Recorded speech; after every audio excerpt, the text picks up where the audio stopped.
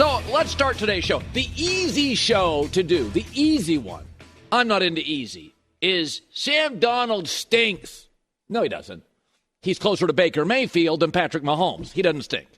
You don't do what he did this year and stink. If you look at the stats last night, first downs, Rams had fewer than Minnesota. Passing first downs, Minnesota. Third down efficiency, Vikings way better. Total plays, rushing, penalties. Vikings only had 2. Rams had actually 10. Time of possession, Vikings.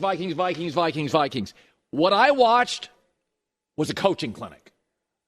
Brian Flores, who's really good, got worked. The Rams' first drive was 7 plays, 70 yards, touchdown. As Greg Cosell noted, the Rams' D-line was going to be a problem for the Vikings O-line. Kevin O'Connell going forward at midfield, minute 30 left in the first half, I thought felt desperate.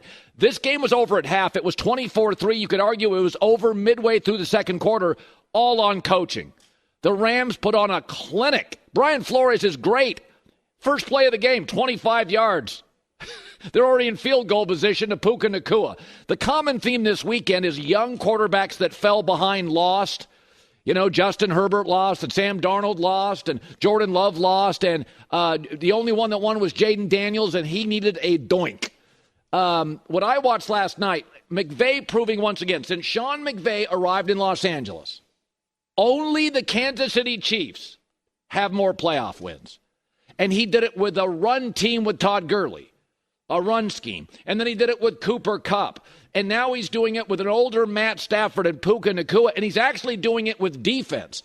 This Rams defense, the rookies the Rams have lead the NFL in rookie sacks, rookie fumble recoveries, rookie pressures. The Rams do not miss on defensive draft picks. They've missed on a couple offensive draft picks. But take Andy Reid out. If you're talking leadership, game management, play design, culture building, it is almost unfair what the Rams have in Sean McVay. I mean, Phil Jackson's an all-time coach, but Phil Jackson was very clear. I coach superstars. You guys do the rebuilds.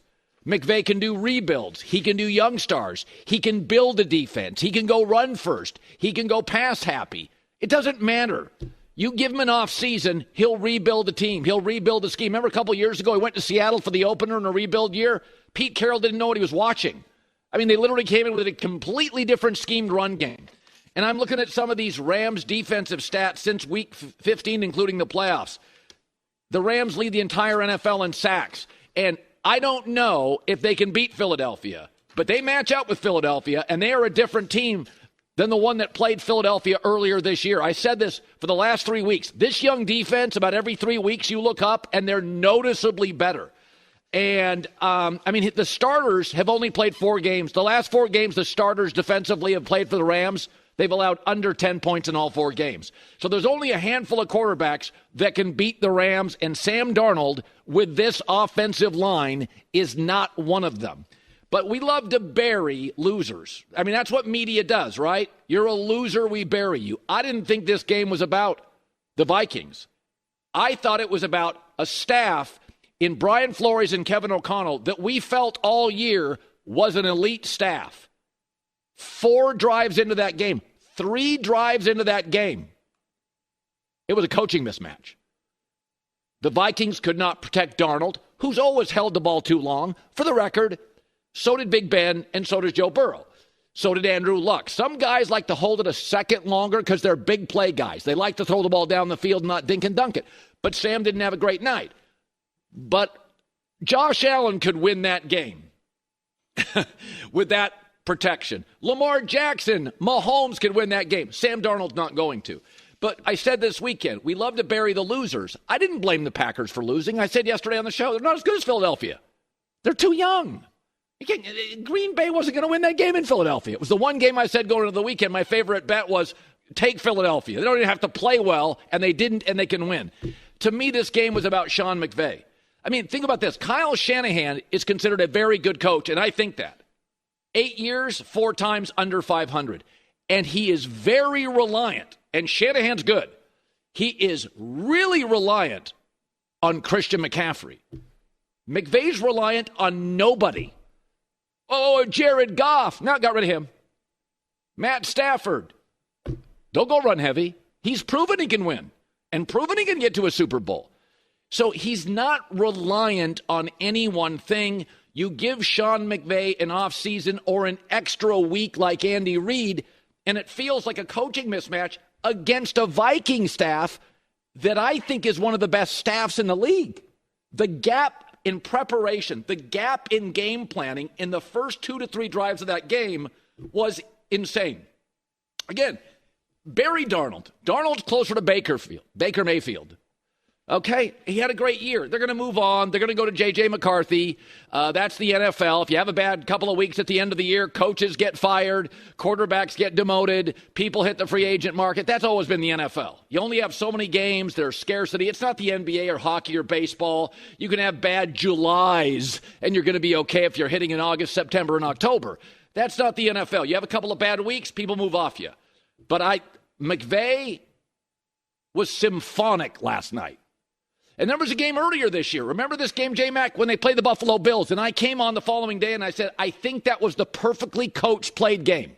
The best coach-played game by any team all year was the Rams beating Buffalo. They were as flawless as you can be against a great team. That first half, nobody, including the Chiefs, would have beaten the Rams in the first half last night. I don't know how you coach better or play better, or considering what's going on in Southern California, how you're more focused. Here's Sean McVay after. Thought we had a great rush plan, and I thought ultimately it's always about the players bringing it to life and having a real understanding of what we were trying to get done, what was the intent. They have really played excellent football as of late. They're peaking at the right time. They're not showing any of that youth that you would think, as you play your 18th game in in this season. But I'm proud of them. They came through in a big way, and they were instrumental in us being able to advance. Yeah, game was over by the 4th series. Let's talk Sam Darnold. And I know what you're all saying. Colin, you love Sam Darnold. I do. But I kept saying all year, when's the shoe going to drop? I know Sam's reckless. I watched him in college. I watched him in the pros. But he was having like an MVP-level season. And it happens. We've seen quarterbacks like this, Ken O'Brien, Rich Gannon, whatever it is. Guys have unbelievable, remarkable seasons. But the truth always comes out. Sam Darnold actually had a very Dak Prescott-like season. Won a lot of games. Everybody likes him. Players rally around him. Coaches love coaching him. Wins a lot of games. And then he faces elite competition, and it doesn't look the same. So Sam Darnold was 0-4 against the Rams and the Lions, and he was 11-0 against everybody else. And the good news for Sam Darnold is most everybody in the league is everybody else. There is one Sean McVay in Stafford. There is one Detroit Lion offensive line. So Sam Darnold, like Dak Prescott, you put up a 88-mile-an-hour fastball, he's going to hit it out of the park.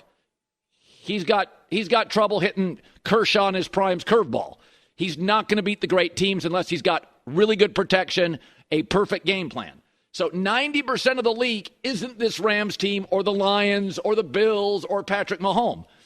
The key is then don't pay him like Josh Allen. Tampa got it right. They paid Baker the contract that Sam should now get. The Cowboys screwed it up. They paid Dak the contract. Because I think that Dak, Baker, and Sam is kind of the same guy. Productive, players like him. You can build a little bit around them, but they're reckless, a little bit sloppy. They're not going to elevate the team as much as the team is going to protect them, but they can make plays. But the key is Tampa and the next team that pays Darnold can't pay him like Mahomes, and that's what the Cowboys did. They got a Baker and a Darnold, and they paid him like Josh Allen or Lamar Jackson. So they're going to go now with J.J. McCarthy, and they're going to give the young kid a shot, and Sam is absolutely going to have a market. I don't know where he's going to go, but Baker Mayfield had a market. Hell, Geno Smith had a market. Old Tom Brady and Kirk Cousins had a market. But Sam's season, let's not take away from it. It was remarkable. It was a great season. It was a fun season. This team was picked to finish 4th. And I don't put it all on Sam last night. Young quarterbacks, Jordan Love, Sam Darnold, Justin Herbert, still pretty young, that fell behind or could not get protect. Texans, the Chargers couldn't protect Justin Herbert. The Vikings couldn't protect Sam Darnold. Baker Mayfield should have won that game, but, Jaden Daniels is remarkable. This is what happens in the playoff. Jordan Love got behind, got a little reckless, trying to make plays. There is no tomorrow. So Sam's going to be fine. He deserves a Baker Mayfield contract. You can kind of build around him, but let's not confuse it for what it is. And here's Kevin O'Connell after. What he was able to do this year, when not very many people thought he would be able to lead a team to 14 wins. Very rare for a quarterback in their first year, and I think Sam would be the first one to tell you. Could he have played better tonight? I'm sure he would tell you that he could have. Could I have coached better? I promise you I could have. Could our team have rallied around a play here or there to try to keep that thing competitive? For sure. And I said Sam Darnold, he was 0-4 against the Rams and the Lions, but he was actually like 14-0 against everybody else. Sam was perfect, except against the great teams. And you know who beats the great teams? Not many quarterbacks. 4 maybe in the league.